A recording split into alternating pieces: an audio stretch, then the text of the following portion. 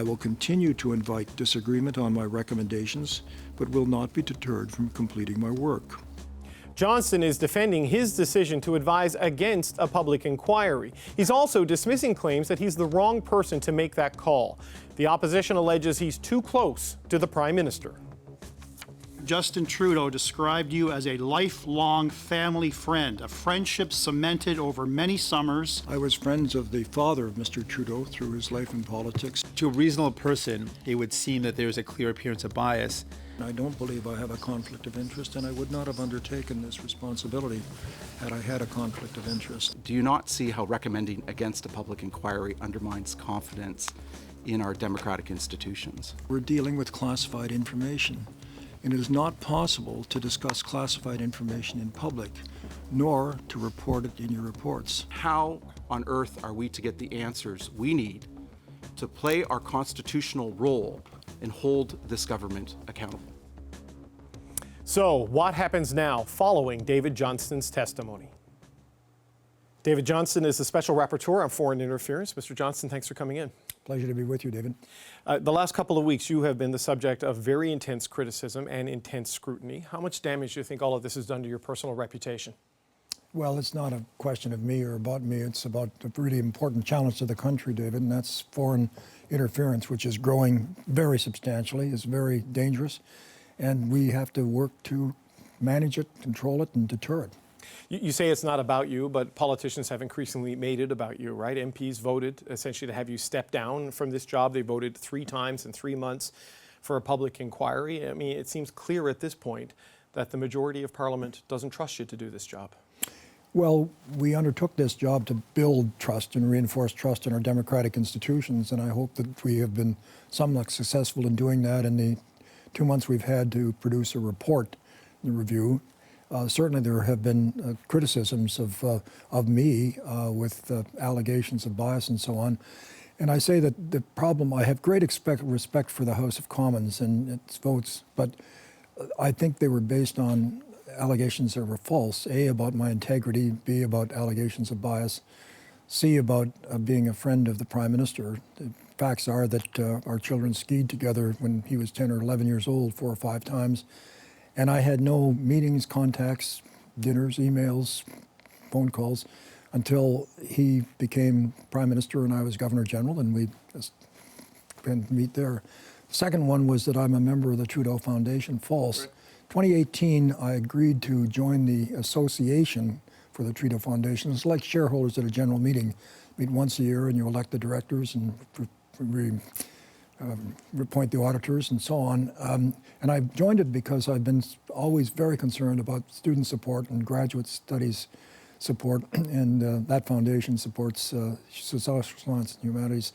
So I joined. I had no part in any decision making. The questionable gift was 4 years before that. So that was my connection, which wasn't a conflict. Right. The role is, I think the Trudeau Foundation calls it a member of the foundation, but you weren't a member of the board of directors. Not at all. Is your point, right? That's, not yes. in the government oversight, but in that. But, you know, whether you consider those to be substantial or not, it has taken hold for political reasons or legitimate reasons with the opposition. So, I mean, how do you think, how do you hope that whatever you come up with in this process can possibly be accepted by the majority of parliamentarians who have voted against you? Well, number one, in our report, we have asked that it be reviewed by the 2 review committees of Parliament, the National Security and Intelligence Review Agency, which is staffed of expert people, and secondly, NSICOP, the National Security and Intelligence Committee of Parliamentarians. They will read the report. They will read the confidential annex that we did to the report that contains classified conclusions. And if they have a difference of opinion, they're expected to express it. So that's one thing. Secondly, I hope people that come to conclusions about whether this is a trustworthy exercise will read the report. It's quite comprehensive. It finds that there was no specific malpractice by the Prime Minister or government, but that our systems are not working as they should be. They're very much in need of reform, revision, taking lessons from other jurisdictions like the Five Eyes.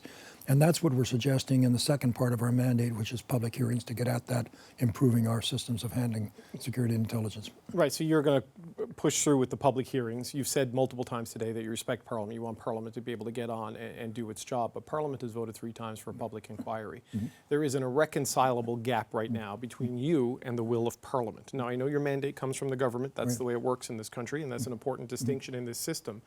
But how do you reconcile that the majority of the House of Commons doesn't want this process and doesn't accept it as valid? Well, that was a political process. As you know, the votes were entirely divided on partisan lines, government members supporting and the others not. And the mission that I was given was by the government of the day to do a job dealing with foreign interference in our elections and our democratic processes. We've rendered a report. I hope it will be complete in terms of dealing with the issues then before us, and that continuing the hearings will continue this process of seeing how we can do better. So that's the reason that I'm continuing. I was asked to do a job, and I feel I should follow the mandate that's been given to me. And in particular, look at the facts, apply the law, and tell the truth just as best you can. Some of the specific allegations that have been raised about your senior legal counselor, Sheila Block, $7,500 in donations to the Liberals over a period of years from 2006 to 2022. How did you not know that she was a Liberal donor? Well, first of all, we asked Sheila Block to become the special counsel along with her team from Tories. She's perhaps the preeminent counsel in the country. When I was asked to do the review for the Mulroney-Schreiber matter by Prime Minister Stephen Harper, 15, 16 years ago, I asked who is the best counsel in the country, and the reference was Sheila. She assisted me in that, did very well. When I was asked to do this job, I went to her immediately and her team, and only learned recently about allegations of these political donations. She does what many lawyers in practice do. They donate to political parties. Hers have been primarily liberal because as former students of hers that she's been supporting. She did make a donation to John Tory, Mayor of Toronto, for several of his campaigns. He's a noted conservative person, and again, it was based on a belief in the individual, and that's how her donations have been made. But at the federal level, we're talking exclusively to the Federal Liberal Party of Canada. Were there any donations to the Conservative Party of Canada, the NDP? Because this is the challenge. Like, I accept she may have been appropriate and well recommended for the previous inquiry, but it's a different inquiry, different issues, and different conflicts. So were her donations only at the municipal level to Mayor Tory? I'm not aware of the particularities of the donations. I only became aware of this when these allegations were made. And I again emphasize she has the respect of every lawyer that she works with. She's a generous person, and I think her practices are a little different than others. You also revealed today that you've been taking advice for about 10 days or so from Don Guy and from Brian Topp, two other well-known political operatives. Don Guy's own webpage lists him as a Liberal strategist. Brian Topp is a clear NDP partisan. What is their role in advising you? Why are you seeking advice, receiving advice from a Liberal and a New Democrat? Well, numbers of people have reached out to me during the course of the past 2 or 3 weeks to say, how can we help? How can we be helpful?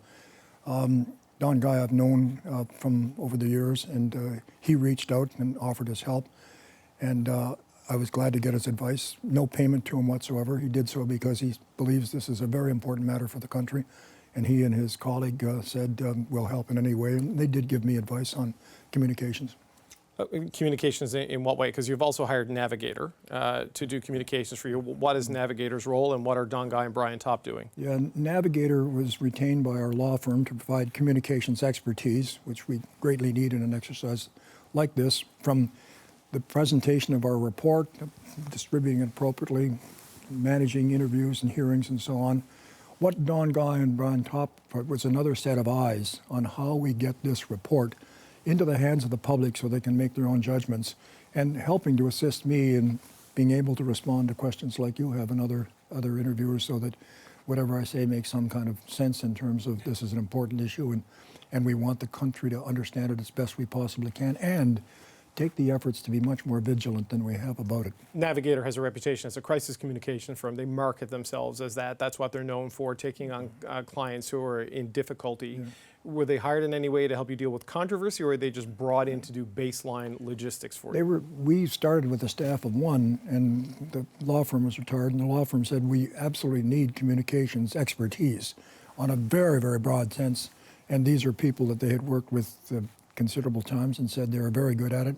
We retained them 4 to 5, 6 weeks ago, and they've been very good in providing that kind of very broad communication assistance. If you look at the allegations that people have made about these connections, your own connections with the Trudeau family and the Trudeau Foundation, which you've explained as overblown and overstated, Sheila Block's donations to Liberal candidates, Don Guy's connection with the Liberals, Brian Topp's connection with the New Democrats, are there any Conservatives you're getting or seeking input and advice from, or is it all from one side of the ledger here? Well, I think in terms of the Navigator group, they've got former Conservative individuals who are part of their team and provide that particular thing. I don't know the components of Don Guy and Brian Topp's firm, but I presume they've got a spectrum as well as most of these firms do. You're going to continue with your work, and your work at this point will look forward, be solutions focused, but you've seen in the political debates and at the hearing today, there's still a very clear appetite to look back, because there is some contradictions, right? There's your conclusion that China wasn't definitively behind the efforts to damage Erin O'Toole, which is something that the Election Oversight Committee also concluded. But if you listen to Erin O'Toole's version of events based on his briefing from CSIS, they very clearly say it was China. So how should the public reconcile these different interpretations of a very important political moment? I think there are very real differences, and we'll continue to review Mr. O'Toole's concerns, which are very legitimate. We spent about 2 hours with him 3 or 4 days before our report was finalized, and he's very insightful. He's a former RCAF, who's involved in intelligence, understands the subject very well. And yes, there are stories that simply don't add up, and that requires further review. Okay, is that not something that a public inquiry could get into? You know, because you're going to be forward-looking. I know you may speak to Mr. O'Toole, but the sort of forensic examination of these moments that I think there's a political appetite for doesn't feel like that's part of your mandate between now and the end of October. It is part of our mandate. Our concern for foreign interference in our elections continues all the way through. We expect to follow up with Mr. O'Toole's very legitimate concerns. Mr. Michael Chown's very legitimate concerns. Those are ongoing issues that require review. And yes, we are looking forward, because most of all, we have to place a laser focus on foreign interference in elections in this blessed country of Canada that's been so well protected. We haven't worried about that. Other nations have. And we have been responding to this with the foreign interference going like this and our response like that. We have to close that gap. And that's why we need the most intelligence and best kind of people we can to work on and come up with better solutions. Right. No, the structural and governance deficiencies are laid out quite clearly on page 18 and 19 of your report. One of the other people affected by this has been Han Dong, the now independent member of parliament for Don Valley North. You didn't speak to him, even though you sort of vindicated him in some of the allegations there, in particular the global report about him and the two Michaels. Yep. Was that your choice not to speak to Han Dong because of the global lawsuit he's pursuing, or was that his choice?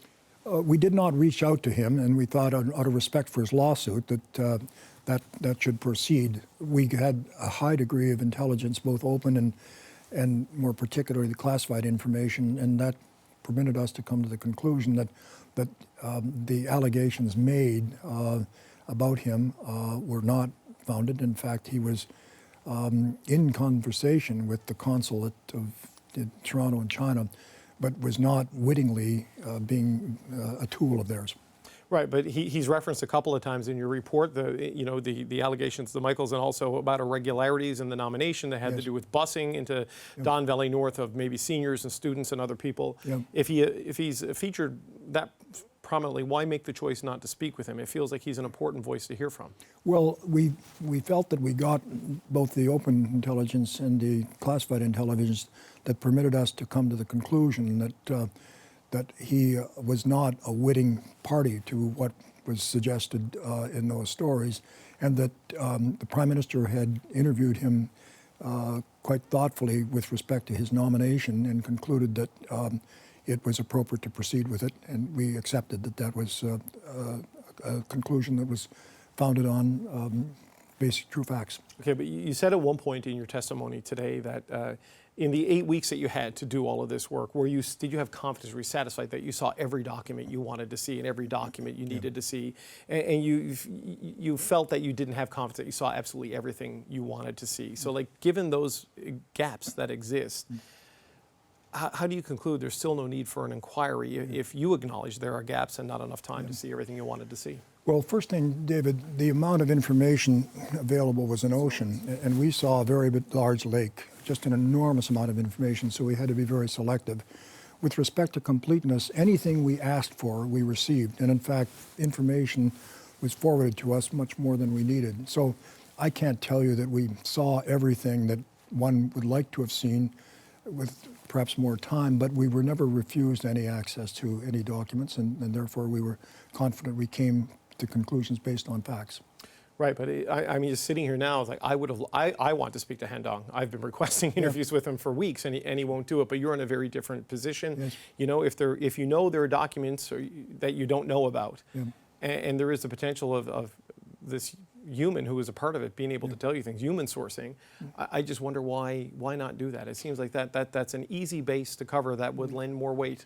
Well, obviously we had a selection in the number of interviews we did, but with respect to that particular case, we interviewed the Prime Minister particularly about that, as well as National Security Advisor. He has a vested interest, though, the Prime Minister, for this to get a green light, does he not? He did, but he obviously wants to support people who are his candidates and so on, but in our review of that, we came to the conclusion that Mr. Dong was not acting at the instructions of the PRC or the Chinese consulate. He was in conversation with them, had been for some years, and the particular specific allegation about he was proposing to the Chinese consular official that China should detain the incarceration of the two Michaels. Not so in what we found. That did not take place. That suggestion from him. Conversations, yes, not a suggestion of that kind. You say he spoke with the Prime Minister and he spoke with a lot of his senior staff. Do you think this government has taken this issue seriously enough? Because when I read pages 18 and 19 of your report, it doesn't look that way to me with these structural failures. I think neither government in recent years has taken this seriously, and probably earlier governments as well, but particularly in the last 12 to 15 years, we have not been doing what we should be doing with foreign intelligence. And I think we felt that, well, we're kind of okay. You know, it's the US, it's the UK, it's the other Five Eyes, Australia and New Zealand, they're close to that, et cetera. But we needed a wake-up call. This is very sinister, very pervasive. In the case of Chinese, it's long-term, et cetera. And in the case of Russia, it's an intention to destroy trust in our public institutions. And we have to be much more effectively armed than we have. We found some very big challenges in our systems of gathering and using intelligence. And in the public hearings that we propose to hold, we will bring together the best experts we can and provide the recommendations. And I hope the impetus for energy that we do a much better job of dealing with foreign interference. You keep using the word trust, and that's a big part of this. Mr. Poilievre and Mr. Blanchet don't trust your offer to look at the annex. They call it a trap. What do you make of that decision by the Conservative and Bloc Québécois leaders? Well, I don't completely understand it, to be frank. Our report is now in the hands of NCIRA, the review agency, NZCOP, the committee that does have responsibility for this. We have asked them to review it with very great care to over the same ground that we have, and where they see differences or wrongful conclusions, to point them out so we can remedy them. We have proposed that the leaders of the three major opposition parties take the top security clearance, join those committees for this review so that they have a chance to participate. Mr. Singh has agreed to do so. Mr. Blanchet and Mr. Poilievre have not, and have suggested that somehow it's a trap. What do you think? Why do you think that? I simply don't understand that. I would like to think they would want to get to know the bottom of this, the classified information as well as the open, and come to their own conclusions and then speak freely about it. The only constraint upon them, like any member of Parliament who joins the NCCOP committee, is you take an oath that the classified information you receive in there, you can't speak openly about it. But that doesn't prevent you, with your knowledge about situations, to being a member of Parliament that speaks clearly, as long as you don't disclose classified information. Mr. Poilievre has mocked you publicly. He's refused multiple occasions to meet with you, ignored requests for information. Do you think he doesn't take this issue seriously, or he just doesn't take you in this process seriously? Well, I think that's probably a question you have to ask him. It would have been enormously helpful had we been able to meet with him and deal with the allegations that are made by the Conservative Party that there were networks, that $250,000 was made, that Conservative candidates lost their seats because of this. We didn't have that information, so we didn't have anything to deal with. I would have been much happier if he had participated. Can you not see, though, just to go back to sort of the criticism and the connections element, right? The fact that you've brought Ms. Bloch back after having worked with her before, the family connections with the personal connection with the Trudeau family, as long ago as it was and as small as you say it was, it's still there. And now the political elite of the country, you know, like Don Guy and Brian Topper reaching out to give you advice. A lot of people look at that and say it's a very small circle at the top of Canadian society that are weighing in on this. David, the fact that it's repeated again and again, if it's wrong, doesn't make it true. And that's what's happened with this. My connection with the current Prime Minister was when he was a boy of 10 or 11. My children skied with him on 4 or 5 times. He was a student at McGill with 20,000 other students, and I saw him from time to time. For 35 years, we have had no connection. I've never been in his home. He hasn't been in my home. Never had dinner together, never exchanged an email, phone call, etc. When he became Prime Minister and Governor General, we saw one another. But 35 years of absence doesn't make a friendship, so that's very clear on that one. With respect to the fact that I have had interaction with senior Liberal Party officials, I was recommended by a Conservative Prime Minister to become Governor General, and then extended by the same recommendation for 2 more years. Of course you get to know the Prime Minister. Of course you get to know a lot of cabinet ministers. Of course you get to know the clerk and senior officials. And in my work as being a president of 2 Canadian universities, McGill and University of Waterloo, 27 years, much of my job was dealing with people that were in very senior positions to encourage them to be as supportive as they possibly could to education and research in this country. And of course you get to know them, you build trust relationships with them, but that doesn't bias you. But yet we have this political dynamic where only the Liberals are supporting this process and everyone else is lined up against it. So what do you say to Canadians who look at this and say there's just too many questions, too much noise for me to trust this? Begin by reading the report, or at least reading the 2 or 3 page summary, and determine whether this is the work of a trustworthy kind in attempting to deal with a big challenge to the country, alert the country about it, and say that we must do a better job in managing it. A final question. Do you regret saying yes? Oh, you have no regrets in life, David. You do what you're asked to do. And I guess that's what I've always said to my children. All 5 of our daughters in public service. Our grandchildren have values that when you're asked to serve your country, you do so.